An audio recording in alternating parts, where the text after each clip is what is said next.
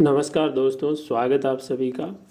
जैसा कि आप जानते हैं कि हमारे 10th के जो कोर्स में देखा जाए तो एक बोर्ड द्वारा मॉडल पेपर जारी किया गया है, जिससे अपन आइडिया लगा सकते हैं कि इस बार बोर्ड 2022 में जो किस टाइप के प्रश्न आएंगे। और इसी मॉडल पेपर को हम सरल करके ये एक अंदाज़ा लगाया जा सकता है कि प्रश्न किस टाइप के होंगे। तो आइए इस पेपर को हम पूरा सॉल्व करते हैं अच्छे से और जानते हैं कि इससे रिलेटेड और किस टाइप के प्रश्न पूछे जा सकते हैं। तो इस पेपर के लिए विशेष बातें पहले आपको बता देते हैं कि ये पेपर जो है आपके 2 घंटा और 45 मिनट का होने वाला है और इसके कुल पूर्णांक जो है वो 80 होंगे। ठीक है, और सभी प्रश्न जो है मुख्य रूप से करने अनिवार्य होंगे। तो लौटते हैं सीधे पहले प्रश्न की तरफ। तो खंड अ में पहला प्रश्न है, खंड अ का पहला प्रश्न है, जिसमें जनरली खंड अ में जो है बहुविकल्पी प्रश्न ही मिलेंगे आपको। पहला प्रश्न है कि पादप में फ्लोएम उत्तरदायी है। तो फ्लोएम आप सभी जानते हैं भोजन के परिवहन के लिए कार्य करता है, जल के परिवहन के लिए तो जाइलम कार्य करता है। ठीक है, और एमिनो अम्ल का वहन नहीं होगा, ये गलत होगा, और ऑक्सीजन का वहन भी नहीं होगा। तो करेक्ट जवाब है ऑप्शन नंबर 1 हो जाएगा। अगले प्रश्न की ओर लौटते हैं। मनुष्य में आमाशय में एक तंत्र का भाग है जो संबंधित है।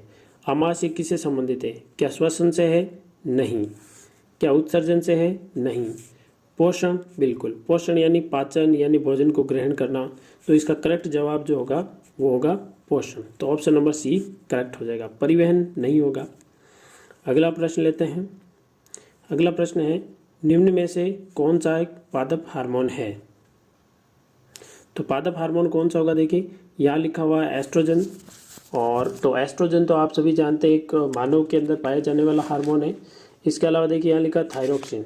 तो थायरोक्सिन हम जानते हैं कि थायरोक्सिन हार्मोन जो है ये मुख्य रूप से मानव के अंदर थायराइड ग्रंथि से निकलता है। तो ये तो हो नहीं सकता है। तीसरा तो ये एस्ट्रोजन नहीं होगा, थायरोक्सिन भी नहीं होगा। इंसुलिन, इंसुलिन शर्करा के स्तर को कम करता है, ये भी मानव के पाया जाता है। ये पहला नंबर ऑप्शन जो है जिब्रेलिन, ये करेक्ट आंसर होगा।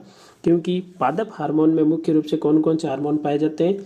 देखिए आप जानते हैं ऑक्सिन पाया जाता है, इसके अलावा जिब्रेलिन पाया जाता है, और साइटोकाइनिन पाया जाता है, और एब्सिसिक अम्ल पाए जाते हैं। 4 प्रकार के जो हार्मोन है पादप के अंदर पाए जाते हैं।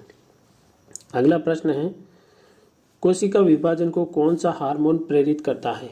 तो कोशिका विभाजन को देखिए सबसे पहले आता है एब्सिसिक अम्ल। ये क्या करता है? इसका काम होता है पत्तियों को मुरझाना और पादप के अंदर तनाव उत्पन्न करना। ठीक है, तो ये इसका काम हो गया। दूसरा आता है ऑक्सिन। ऑक्सिन का काम होता है ये शाखाओं के अग्रभाग पर पाया जाता है। इसका काम होता है शाखाओं को बढ़ाना या पादप की लंबाई बढ़ाना, उसमें कार्य करता है ना। प्रकाश अनुवर्तन में सहायक है। टेस्टोस्टेरोन तो होगा ही नहीं क्योंकि ये तो मानव का है। और लास्ट है डी ऑप्शन, वो है साइटोकाइनिन। तो साइटोकाइनिन जो होता है ये मुख्य रूप से कोशिका विभाजन में वृद्धि करता है। तो हमारा करेक्ट आंसर जो होगा वो होगा साइटोकाइनिन। तो एब्सिसिक नहीं होगा, ये भी नहीं होगा। अगला प्रश्न है, उत्तल लेंस पर वह बिंदु जिस पर आपतित किरण बिना मुड़े सीधी निकल जाती है। तो आपको पता है कि ये उत्तल लेंस है, चाहे उत्तल हो या अवतल, सब पे नियम लागू होता है। ये मैं थोड़ा इसको बड़ा बना देता हूँ डायग्राम को। यहाँ पर देखिएगा, ये अगर उत्तल लेंस है और ये मुख्य अक्ष है, तो आपको पता है यहाँ पर एक बीच में एक पॉइंट होता है। यहाँ इस पॉइंट से कोई भी प्रकाश की किरण आती है तो बिना मुड़े सीधे निकल जाती है। और इस पॉइंट का क्या नाम है? इस पॉइंट का नाम है प्रकाशिक केंद्र। तो ऑप्शन नंबर सी जो है वो करेक्ट हो जाएगा, प्रकाशिक केंद्र। अगला प्रश्न, प्रकाश के परावर्तन की घटना में आपतन कोण और परावर्तन कोण में संबंध होता है। आप सभी जानते हैं जब प्रकाश एक माध्यम से टकराकर दूसरे माध्यम में जाता है तो प्रकाश का अभिलंब के साथ बनाया गया कोण, ये कोण आई होता है और ये कोण आर होता है। और हम जानते हैं आई बराबर आर होता है। तो ऑप्शन नंबर कौन सा करेक्ट करेंगे? ऑप्शन नंबर अ करेक्ट करेंगे। अगला प्रश्न, विभवांतर को मापने वाला यंत्र है। विभवांतर देखिए गैल्वेनोमीटर जो है ये मुख्य रूप से दिशा मापता है, धारा की दिशा। वोल्टमीटर जो है ये विभवांतर मापता है। तो करेक्ट आंसर हमारा यही हो जाएगा वोल्टमीटर। वोल्टमीटर जो है ये क्या मापता है? विभवांतर। और नीचे वोल्टामीटर लिखा हुआ है। ठीक है, ये वोल्टामीटर कुछ नहीं होता, ऐसे लिखा हुआ है। और अमीटर जो है ये धारा को मापता है। अमीटर क्या करता है? धारा को मापता है। तो हमारा करेक्ट आंसर जो है वो होगा वोल्टमीटर। ऑप्शन नंबर ब करेक्ट करेंगे। अगला प्रश्न आता है, किसी चालक के तार के प्रतिरोध का मान निर्भर करता है। उसकी लंबाई पर, उसके ताप पर और अनुप्रस्थ काट क्षेत्रफल उपयुक्त सभी। तो यहाँ करेक्ट आंसर जो है वो डी होगा, उपरोक्त सभी। क्योंकि आप सभी जानते हैं तार को यदि लंबा बढ़ा दिया जाए, लंबाई कर दिया जाए तो उसका प्रतिरोध भी बढ़ जाता है, और यदि तार की मोटाई जो है वो बढ़ा दी जाए तो तार का प्रतिरोध कम हो जाता है। तो ये अनुप्रस्थ काट पर भी करता है, लंबाई पर भी बढ़ता है, और ताप बढ़ा दिया जाए तो प्रतिरोध जो है वो भी बढ़ जाता है, तो ताप पर भी करता है। तो ये करेक्ट आंसर होगा उपयुक्त सभी। अगला प्रश्न है विद्युत ऊर्जा को यांत्रिक ऊर्जा। प्रश्न देखिएगा, विद्युत ऊर्जा को यांत्रिक ऊर्जा में रूपांतरित करने वाली युक्ति है। देखिए विद्युत ऊर्जा को यांत्रिक ऊर्जा में, यानी करंट देना है तो घूमनी चाहिए। ऐसी चीज़ कौन सी है जिसके अंदर करंट देते हैं तो चीज़ घूमने लग जाती है? तो ऐसी चीज़ तो मोटर होती है। क्या होती है भाई? मोटर। तो करेक्ट आंसर जो है वो होगा ब ऑप्शन, विद्युत मोटर। विद्युत जनित्र नहीं होगा, विद्युत जनित्र इसका उल्टा काम करता है, यांत्रिक ऊर्जा को विद्युत ऊर्जा में बदलता है। अगला प्रश्न है Fe2O3Al, तो Al2O3 और Fe, तो ये पूछ रहा है दी गई अभिक्रिया किस प्रकार की है। तो इसको हम अभिक्रिया को देख पा रहे हैं कि यहाँ से जो एल्यूमिनियम है, एल्यूमिनियम यहाँ से Fe को हटा देता है। किसको हटा देता है? Fe को हटा देता है और उसकी जगह खुद ले लेता है। तो ये विस्थापन अभिक्रिया होगी। तो इसका करेक्ट आंसर होगा विस्थापन अभिक्रिया। ऑप्शन नंबर डी करेक्ट करना है। अपच का उपचार करने के लिए निम्न में से किस औषधि का उपयोग करना चाहिए? एंटीबायोटिक, एनाल्जेसिक या एंटासिड या फिर एंटीसेप्टिक। तो इसका करेक्ट आंसर होगा एंटासिड। देखिए एंटासिड नाम क्यों पड़ा है? एसिड का एंटी यानी उल्टा, यानी एसिड को खत्म करने वाला, यानी एंटासिड। ठीक है, तो इसका करेक्ट आंसर होगा सी ऑप्शन। अगला प्रश्न है खाद्य पदार्थों के डिब्बों पर जिंक की बजाय टिन का लेप किया जाता है। जिंक की बजाय टिन का, क्यों? क्योंकि टिन की अपेक्षा जिंक अधिक क्रियाशील है। करेक्ट आंसर क्या होगा? टिन जो होता है वो कम क्रियाशील होता है, जिंक जो होता है अधिक क्रियाशील होता है। तो जिंक का प्रयोग हम नहीं कर सकते, तो टिन का प्रयोग कर लेंगे। इसलिए करेक्ट आंसर आपका स होगा। अगला प्रश्न है, कुछ खालिस्तान के प्रश्न आ रहे हैं। प्रश्न संख्या 2। तो यहाँ पर हमने क्या देखा कि जो ऑब्जेक्टिव टाइप के प्रश्न हैं वो कुल मिला के 12 प्रश्न आते हैं। तो कम से कम ये 12 प्रश्न तो गलत नहीं होने चाहिए। दूसरी बात, जब ये इस टाइप का पेपर आता है तो आप जब ये 12 प्रश्नों का जवाब दें तो कम से कम आप एक टेबल बना के इसका जवाब दें, ये आसान रहता है। ठीक है, तो आप यहाँ पर प्रश्न लिख दें, पहला, दूसरा, तीसरा, चौथा, पाँचवा, छठा जो भी है, और उसके जो आंसर हैं आपके तो ब स द जो भी है, तो टेबल बना के एक आंसर दें ताकि इनको चेक करने में भी आसानी हो और टीचर के लिए एक पॉजिटिव पॉइंट होता है। फिर आता है रिक्त स्थान से जुड़े हुए कुछ प्रश्न, रिक्त स्थानों की पूर्ति कीजिए। नर में हार्मोन का स्त्रवण होता है, तो आप सभी जानते हैं कौन सा हार्मोन? टेस्टोस्टेरोन, है ना, टेस्टोस्टेरोन हार्मोन, टेस्टोस्टेरोन हार्मोन होगा। अगला प्रश्न है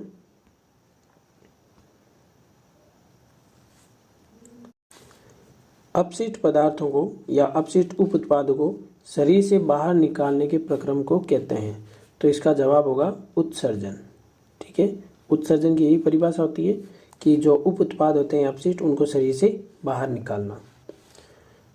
ओजोन परत सूर्य से आने वाली कौन सी किरणें? पराबैंगनी किरणें। ठीक है, पराबैंगनी किरणों से क्या करती हैं?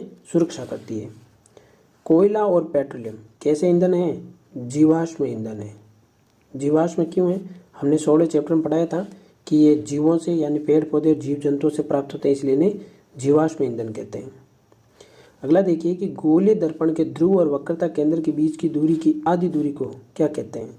यानी यहाँ पर गोलीय दर्पण का ध्रुव और वक्रता केंद्र के बीच की दूरी की आधी की दूरी को क्या कहते हैं? फोकस दूरी। इसे हम क्या कहेंगे? फोकस दूरी। क्योंकि आप जानते हो कोई भी दर्पण होता है तो उस दर्पण का ये जो सी पॉइंट है वो यहाँ होता है और एफ पॉइंट है वो यहाँ होता है। तो ये सी से एफ की दूरी है, ये इसे कहता है वक्रता त्रिज्या। और वक्रता त्रिज्या की आधी दूरी यानी यहाँ तक, ये वाली दूरी कौन सी होगी? फोकस दूरी होती है। ठीक है, आगे है विद्युत शक्ति का मात्रक होता है। तो विद्युत शक्ति का मात्रक क्या होता है? वाट होता है। ठीक है, ये विद्युत शक्ति का मात्रक होता है। फिर तीसरे सेक्शन में जो है वो अति लघुतरात्मक प्रश्न आते हैं जिनका आंसर जो है या तो एक शब्द में होगा या फिर एक लाइन में होगा।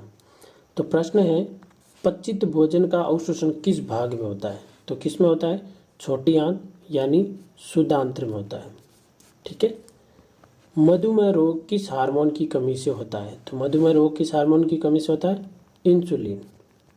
इसका करेक्ट जवाब होगा इंसुलिन, क्योंकि इंसुलिन जो है वो शर्करा की मात्रा को नियंत्रित करता है, कम करता है। रेफ्रिजरेटर में किस रसायन का उपयोग किया जाता है? इसका आंसर होगा CFC, क्लोरोफ्लोरोकार्बन। अमृता देवी बिश्नोई राष्ट्रीय पुरस्कार किससे संबंधित है? यह वन संरक्षण से संबंधित। ठीक है, वन और वन्य जीव संरक्षण भी लिख सकते हैं, वन संरक्षण। गंगा नदी पर बांध का नाम होगा टेहरी बांध। ठीक है, कहीं टिहरी बांध भी लिखा होता है, यहाँ होगा टिहरी बांध। अगला प्रश्न देखिएगा, यदि L लंबाई के चालक तार का प्रतिरोध R ओम है, कोई भी चालक तार है उसका जो प्रतिरोध है R ओम है, उसी चालक को यदि 2R ओम प्रतिरोध प्राप्त करने के लिए कितनी लंबाई का तार लेना होगा? तो सिंपल सी बात है, यदि L लंबाई का तार है तो उसका प्रतिरोध R है। यदि आपको प्रतिरोध दुगुना करना है तो लंबाई भी कैसी लेनी पड़ेगी? दुगुनी। तो इसका आंसर होगा जो लंबाई है वो कितनी होगी? 2L होगी। तार की हमें लंबाई कितनी करनी पड़ेगी? 2L करनी पड़ेगी। क्यों? क्योंकि प्रतिरोध जो होता है वो लंबाई के समानुपाती होता है, ये नियम है। जैसे जैसे लंबाई बढ़ेगी प्रतिरोध भी बढ़ेगा। अगला प्रश्न है, दो चुंबकीय क्षेत्र रेखाएं एक दूसरे को प्रतिच्छेद क्यों नहीं करती? इसलिए नहीं करती क्योंकि यदि ये प्रतिच्छेद करेगी तो यहाँ चुंबकीय क्षेत्र की दिशाएं कितनी हो जाएंगी? 2 हो जाएंगी। चुंबकीय क्षेत्र की दिशाएं 2 हो जाएंगी, जो कि संभव नहीं है।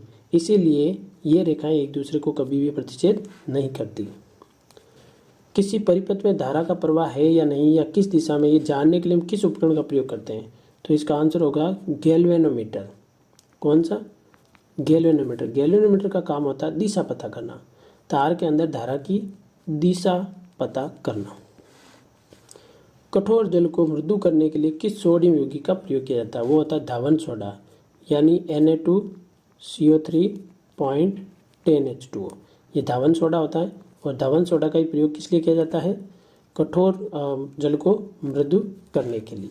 ठीक है, तो इसका करेक्ट आंसर होगा धावन सोडा। अगला प्रश्न देखते हैं, ताजे दूध का pH 6 होता है, इससे दही बन जाने पर इसके pH का मान में क्या परिवर्तन होगा? तो आप जानते हो दही बनने पर इसमें लैक्टिक अम्ल बन जाता है और pH जो है वो 6 से कम हो जाता है, यानी 5 से 6 से 5 भी हो सकता है, 4 भी हो सकता है। आश्रित जल विद्युत का चालन क्यों नहीं करता जबकि वर्षा का जल करता है? यहाँ आश्रित का जल का अर्थ होता है डिस्टिल्ड वाटर। डिस्टिल्ड वाटर का मतलब होता है उस जल के अंदर अन्य प्रकार की अशुद्धियाँ नहीं होती है, सिर्फ और सिर्फ H2O होता है। सिर्फ जब H2O होता है तो उसके अंदर आयन नहीं होते हैं। क्या नहीं होते? आयन नहीं होते हैं। और जब आयन नहीं होंगे यानी प्लस माइनस नहीं होंगे, जब आयन नहीं होंगे तो इसके अंदर धारा नहीं बहेगी। इसीलिए आश्रित जल जो होता है डिस्टिल्ड वाटर, उसके अंदर विद्युत धारा नहीं बहती है, जबकि वर्षा जल के अंदर आयन होते हैं, इसलिए इसमें जो है विद्युत धारा बहती है। CaOCl2 यौगिक का प्रचलित नाम, इसका नाम होता है विरंजक चूर्ण। विरंजक चूर्ण, CaOCl2 को क्या कहा जाता है? विरंजक चूर्ण कहा जाता है। आगे के प्रश्नों की ओर बढ़ते हैं। ये प्रश्न लगभग 4-5 लाइन में आंसर देने हैं आपको। ठीक है, और यहाँ पर इन प्रश्नों के जो नंबर हैं ये 2 नंबर का प्रश्न है। तो ये जो खंड है, खंड ब में आपको 2 नंबर के प्रश्न मिलेंगे। भोजन के पाचन में लार की क्या भूमिका है? तो कम से कम 2 भूमिका आपको बतानी है। तो भोजन के पाचन में लार क्या करती है? सबसे पहले तो इसमें पाया जाने वाला टाइलिन एंजाइम जो होता है वो स्टार्च को शर्करा में बदलता है। दूसरी बात, ये भोजन को चिकना बनाने का कार्य करती है जिससे ये आसानी से निगला जा सके। हालांकि इसका एक आधा और भी लिख सकते हो आप कि ये भोजन को गीला करने का कार्य भी करती है, और एक और लिखा जा सकता है मुख को साफ करने की क्रिया भी करती है। ये होती है लार। प्रभावी तथा अप्रभावी लक्षण को समझिए। आपको मैंने बताया था कि जो प्रथम पीढ़ी में प्रकट होते हैं उन्हें कहा जाता है प्रभावी लक्षण, और जो प्रथम पीढ़ी में प्रकट नहीं होते हैं उन्हें कहा जाता है अप्रभावी लक्षण। तो प्रथम पीढ़ी में प्रकट होते हैं उन्हें क्या कहेंगे? प्रभावी लक्षण, और जो नहीं होते उन्हें क्या कहेंगे? अप्रभावी लक्षण। ठीक है, जैसे पादप का लंबापन, ये एक प्रभावी लक्षण है। पादप का बौनापन, ये कैसा है? अप्रभावी लक्षण है। एक संकर और द्विसंकर प्रारूप में लक्षण प्रारूप का अनुपात बताइए। देखिए, एक संकर संकरण के अंदर हमने देखा था लक्षण प्रारूप में 3:1, यानी 3 पादप बड़े होंगे, 1 पादप बौना होगा, ये होता है लक्षण प्रारूप जी। और द्विसंकरण के अंदर होता है 9:3:3:1, यानी 9 होते हैं पीले गोलाकार, पीले झुर्रीदार, हरे गोलाकार और हरा झुर्रीदार। 9:3:3:1, ये ध्यान रखना आपको। जैव निम्नीकरण किसे कहते हैं? ऐसे पदार्थ जिनका सूक्ष्म जीवों द्वारा अपघटन किया जा सकता है उन्हें जैव निम्नीकरण पदार्थ कहते हैं। जैसे सब्जियों के छिलके, है ना, घास फूस, मृत जीव, ये सब कैसे होते हैं? जैव निम्नीकरणीय। प्रकाश के अपवर्तन का नियम लिखिए। देखिए, प्रकाश के परावर्तन और अपवर्तन के नियम आपको विशेष रूप से ध्यान रखने हैं। और नियम क्या है इसके? देखिए, 2 नियम है। पहला नियम है कि आपतित किरण और अपवर्तित किरण। देखिए, अपवर्तन पूछ रहा है, ध्यान रखना यहाँ पे। आपतित किरण, अपवर्तित किरण और अभिलंब तीनों एक ही तल पर स्थित होते हैं, ये पहला नियम है। दूसरा नियम क्या है कि आपतित किरण और अपवर्तित किरण द्वारा अभिलंब के साथ बनाए गए कोण की ज्या, देखो ये भी अब इसका मतलब आई है, ज्या का मतलब होता है साइन थीटा, तो साइन आई, और अपवर्तित किरण द्वारा बनाए गए कोण की ज्या यानी साइन आर बराबर क्या होगा? नियत, बराबर नियत होगा। और इसे ही पढ़ा जाता है स्नेल का नियम, इसे ही स्नेल का नियम भी कहते हैं। अगला प्रश्न है, 3 प्रतिरोध है, 2 ओम, 3 ओम, 6 ओम, इनको पार्श्व क्रम में जोड़ा गया है, तो तुल्य प्रतिरोध गणना कीजिए। जब पार्श्व क्रम में जोड़ते हैं तो आपको पता होना चाहिए, सूत्र होता है 1/r बराबर 1/r1 plus 1/r2 plus 1/r3। यहाँ पर तीनों की वैल्यू रख दीजिए, यानी 1/2 प्लस 1/3 प्लस 1/6। बस इसको एलसीएम लेके आंसर निकाल लीजिए, आंसर आ जाएंगे आपके पास। ठीक है। फिर प्रश्न है, ओम का नियम लिखिए। ओम का नियम लिखते हुए आवश्यक सूत्र लिखिए। ओम का नियम लिखते हुए आवश्यक सूत्र लिखिए। तो ओम का नियम क्या है? यदि कोई भी चालक होता है उसकी भौतिक अवस्थाएं स्थिर रखी जाती है तो उसके सिरों पर उत्पन्न विभवांतर उसमें प्रवाहित धारा के समानुपाती होता है। ये नियम है ओम का। तो इसको सूत्र कैसे बनाएंगे? जब ये समानुपाती का चिन्ह हटेगा बीच में से तो V बराबर IR, ये ओम का नियम बन गया। ये फॉर्मूला है, ये आपको मोस्ट इम्पॉर्टेंट फॉर्मूला है, अच्छे से याद रखना आपको। ठीक है, बाकी परिभाषा वगैरह आपको ध्यान रखनी है। अगला प्रश्न है, धारावाही चालक छड़ को चुंबकीय क्षेत्र के लंबवत रखने पर उस पर लगने वाले बल की दिशा के लिए फ्लेमिंग के बाएं हाथ का नियम लिखे और आवश्यक चित्र भी बनाइए। तो इसके लिए आपको क्या करना, फ्लेमिंग का बाएं हस्त जो का नियम जो है वो बताया हुआ है। वहाँ पर आपको मैंने याद कीजिए बताया था कि एक जो ऊपर की अंगुली होती है तर्जनी, उसके बाद में एक मध्यमा और तीसरी बात एक अंगूठा, ये तीनों इस प्रकार होने चाहिए कि एक दूसरे के लंबवत रहे। जब ये लंबवत रहेंगे तो ये जो भाग है जो मध्यमा है वो बताएगी विद्युत धारा की दिशा, और जो मध्यमा नहीं, इसको जो कहेंगे सबसे आगे वाली तर्जनी जो होती है वो बताती है चुंबकीय क्षेत्र। तो अंगूठा जो है वो लगाया गया बल बताएगा। तो ये फ्लेमिंग का बाएं हाथ का नियम है। ठीक है। लोहे की वस्तुओं को पेंट क्यों करते हैं? क्योंकि उनका संक्षारण नहीं हो। वो संक्षारण क्यों करती है? क्योंकि वो वायु और जल से क्रिया करके संक्षारित हो जाती है, जंग का निर्माण कर लेती है, इसलिए उसकी वायु और जल से क्रिया को रोकने के लिए उस पर पेंट किया जाता है। ठीक है। अगला प्रश्न, संतुलित रासायनिक समीकरण क्या है? रासायनिक समीकरण को संतुलित करना क्यों आवश्यक है? संतुलित रासायनिक समीकरण, द्रव्यमान संरक्षण के नियम अनुसार परमाणु की संख्याओं को किसी भी रासायनिक समीकरण में बाएं तरफ और दाएं तरफ परमाणु की संख्याओं को समान करना ही संतुलित रासायनिक समीकरण कहलाता है। यदि समीकरण संतुलित नहीं है तो इसे कंकाली समीकरण कहा जाता है। ठीक है। और क्यों आवश्यक है? क्योंकि संतुलित रासायनिक समीकरण से हमें पता चलता है कि इस समीकरण में कितने परमाणु और अणु भाग लेते हैं। ठीक है, तो अणु और परमाणु की संख्या पता करने के लिए इसको संतुलित करना आवश्यक है। आयनिक यौगिकों का गलनांक उच्च क्यों होता है? क्योंकि आपको पता है आयनिक यौगिक जैसे NaCl है। ठीक है, NaCl एक आयनिक यौगिक है जो कैसे बना है, वो Na+ और Cl- से बना है। तो यह प्लस माइनस होने के कारण इनके मध्य प्रबल आकर्षण बल लगता है। क्या लगता है? प्रबल आकर्षण बल। तो प्रबल आकर्षण बल के कारण इनका गलनांक जो कैसा होता है, उच्च होता है। ये विशेष पॉइंट ध्यान रखना। तांबे के विद्युत अपघटनी परीक्षण का नामांकित चित्र बनाइए। देखिए किस प्रकार का डायग्राम है, अपनी बुक में और नोट्स में बना हुआ है, तो वहाँ से आप देख लेना कैसे बनाना है आपको। हाँ, इस प्रकार का एक पात्र लेंगे जिसके अंदर CuSO4 का विलयन भरा हुआ है। 2 इलेक्ट्रोड लगाएंगे इस प्रकार। ठीक है, और इनको बैटरी से जोड़ देंगे। इसमें एक तरफ होगा आपके कैथोड माइनस और दूसरी तरफ होगा एनोड यानी कि प्लस।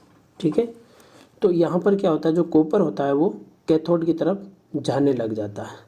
ठीक है, और यहाँ नीचे जो है, जो एनोड पंख जिसे कहा जाता है, गंदगी, वो यहाँ जमा होने लग जाती है। शुद्ध कॉपर जो है वो कैथोड पर प्राप्त हो जाता है। तो डायग्राम अपनी बुक में बना हुआ है। प्रयोग द्वारा समझाए कि धातु ऊष्मा के सुचालक होते हैं और आवश्यक चित्र भी बने। इसमें क्या करना है, एक रोड लेनी है और उस रोड पर आप चाहें तो हल्के हल्के मोम की बूंदें गिरा देंगे और इसको गर्म करना प्रारंभ करेंगे। जब इसको गर्म करेंगे तो बूंदें धीरे धीरे पिघलना शुरू करेगी, जिससे हम क्या कहेंगे कि धातु ऊष्मा के चालक होते हैं। क्योंकि ऊष्मा देखिए यहाँ से चलना प्रारंभ करती है और ऊष्मा यहाँ तक आ जाती है, यहाँ की मोम भी पिघलना प्रारंभ हो जाती है। तो इससे सिद्ध होता है कि धातु ऊष्मा के संचालक होते हैं। ठीक है, खंड स और खंड द है जो हम नेक्स्ट क्लास में लेंगे।